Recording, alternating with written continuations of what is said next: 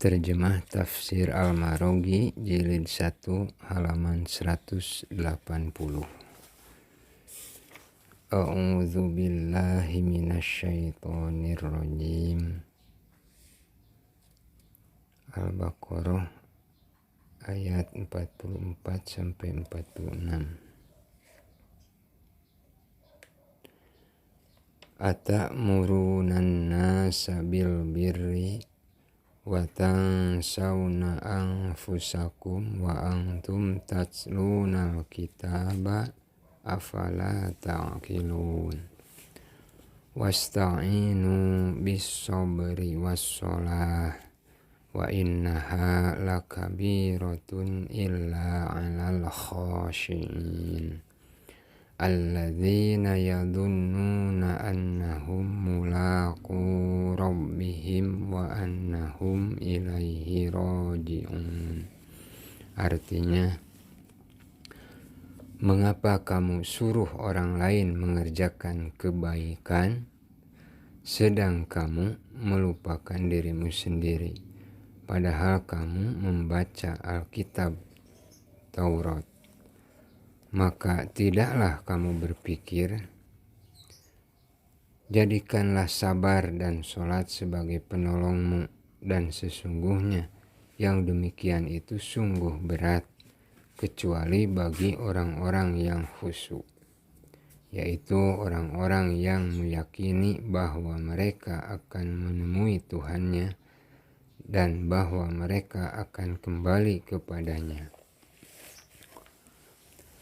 Pengertian secara umum, kitab pada ayat ini ditujukan kepada Bani Israel sebagaimana ayat-ayat sebelumnya. Di sini Allah mengecam orang-orang yang bersikap bengkok dalam berbuat dan selalu mengarah pada kerusakan. Kemudian Allah Subhanahu wa Ta'ala memberi petunjuk kepada mereka agar beranjak dari kesesatan yang membingungkan mereka. Sebab kaum Yahudi mengaku dirinya sebagai kaum beriman kepada kitab mereka sendiri dan mengamalkan serta memelihara melalui kitab-kitab tersebut. Tetapi mereka tidaklah serius di dalam mempelajarinya.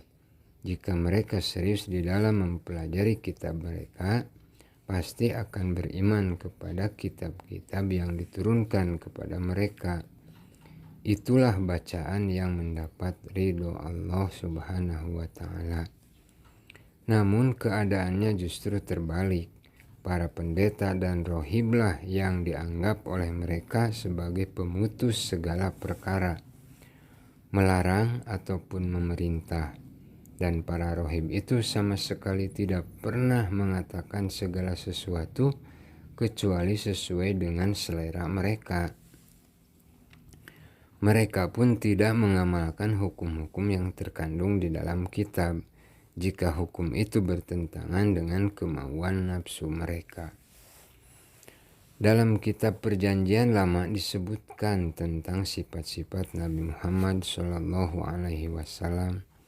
Dikatakan bahwa akan hadir dari kalangan keluarga mereka kaum Yahudi seorang nabi yang akan menegakkan kebenaran. Dalam kitab Ulangan dikatakan, Tuhan berfirman kepadaku, mereka sangat bijak ketika berbicara. Aku akan mengutus untuk mereka seorang nabi di antara mereka sama halnya seperti kamu.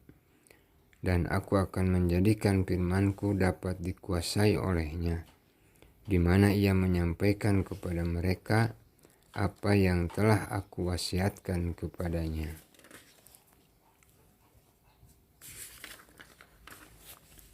Sesungguhnya orang yang tidak mau mendengar firmanku, maka akulah kelak yang akan menyiksanya. Kemudian berita gembira tersebut pengertiannya dirubah oleh para pendeta dan rohib, kemudian ditakwilkan sesuai dengan selera mereka. Mereka mempunyai upacara-upacara ritual yang mengingatkan mereka untuk mensyukuri nikmat-nikmat Allah yang dilimpahkan kepada mereka. Maksudnya adalah untuk memberikan dorongan agar mereka lebih aktif di dalam menegakkan agama dan mengamalkannya. Tetapi sangat disayangkan, mereka semakin bertambah keras tidak mau menerima kebenaran bersamaan dengan masa yang mereka lalui. Sehingga semakin lama mereka semakin keluar dari garis agama dan tidak mau lagi mengikuti kebenaran sebagai jalan petunjuk dan hidayah. Kini para pendeta hanya berpegang pada prinsip-prinsip keduniaan yang diikuti oleh para pengikutnya, terutama sekali dari kalangan awam. Sama sekali mereka tidak menghayati upacara ritual mereka di dalam kehidupannya.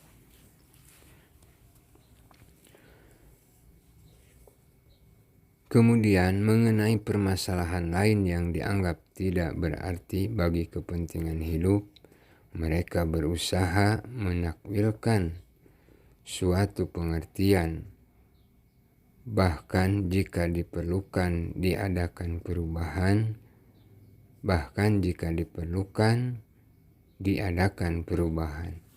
sehingga tidak bertentangan dengan kehendak nafsu mereka. Atamuruna nasa bil birri wa tansawna anfusakum. Khitab pada ayat ini ditujukan kepada orang-orang yang mempunyai kitab, yakni para rohib dan pendeta. Ada sebuah riwayat yang diceritakan oleh Ibnu Abbas bahwa ayat ini diturunkan berkenaan dengan rohib-rohib Yahudi Madinah. Mereka memerintahkan kepada orang-orang yang mereka beri nasihat secara rahasia agar beriman kepada Nabi Muhammad SAW, tetapi mereka sendiri tidak pernah beriman. Imam As-Suddi mengatakan, mereka memerintahkan orang-orang agar taat kepada Allah Subhanahu wa Ta'ala dan melarang berbuat maksiat, sedangkan mereka sendiri melakukan apa yang mereka larang. Yang dimaksud lupa di sini ialah meninggalkan. Hal ini karena tabiat manusia ialah tidak akan melupakan hal yang baik atau bermanfaat untuk dirinya. Dalam hal ini mereka tidak akan mau didahului oleh orang lain untuk mendapatkannya di dalam ayat ini. Di dalam ayat ini sengaja diungkapkan dengan perkataan lupa dengan tujuan mubalaghah. Sebab mereka sudah terlalu tidak memperhatikan terhadap apa yang seharusnya segera mereka kerjakan. Jadi seakan-akan ayat tersebut mengatakan jika kalian yakin terhadap janji kitab atas hal-hal yang baik dan ancaman-ancamannya jika ditinggalkan, mengapa kalian melupakan diri kalian? Jelas uslub seperti ini mengandung nilai celaan sangat tajam karena seseorang yang tidak konsekuen dengan apa yang dikatakan, maka hal tersebut akan menjadi bumerang bagi dirinya sendiri.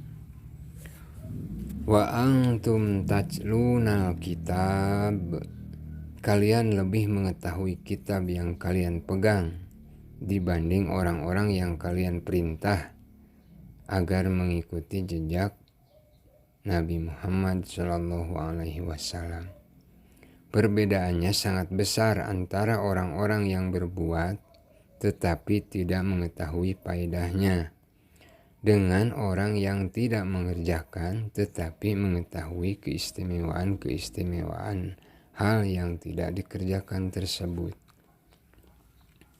Afala ta'qilun, apakah kalian tidak mempunyai akal lagi sehingga kalian tidak bisa dikendalikan di dalam melakukan perbuatan yang mengundang bahaya? Sebab orang yang mempunyai akal, sekalipun tingkat kecerdasannya tidak seberapa, ia takkan mengaku dirinya telah menguasai atau mempunyai ilmu kitab secara sempurna. Kemudian ia menyeru kepada umat manusia untuk mengikuti hidayah dan menjelaskan kepada mereka bahwa kebahagiaan akan selalu bersamanya selama mengikuti petunjuk Al-Quran. Tetapi ia tidak mengamalkan dan tidak berpegang pada apa yang ia perintahkan kepada orang lain, di samping tidak meninggalkan apa yang mereka yakini sebagai larangan. Khitab yang terkandung di dalam ayat ini, sekalipun pada asalnya ditujukan kepada kaum Yahudi, juga merupakan contoh bagi siapapun. Hendaknya setiap umat memperhatikan ibarat yang terdapat di dalam ayat ini. Kemudian berhati-hati di dalam bertindak, jangan sampai melakukan perbuatan yang dilakukan kaum Yahudi. Jika berbuat seperti kaum Yahudi, maka akan mendapat siksa yang sama. Hal ini karena pembalasan Allah itu didasarkan pada keyakinan hati dan perbuatan fisik. Jadi bukan karena jenis bangsa atau individu tertentu. Ringkasnya, siapapun yang berbuat melanggar tentu akan menerima balasan setimpal dari Allah Subhanahu wa Ta'ala.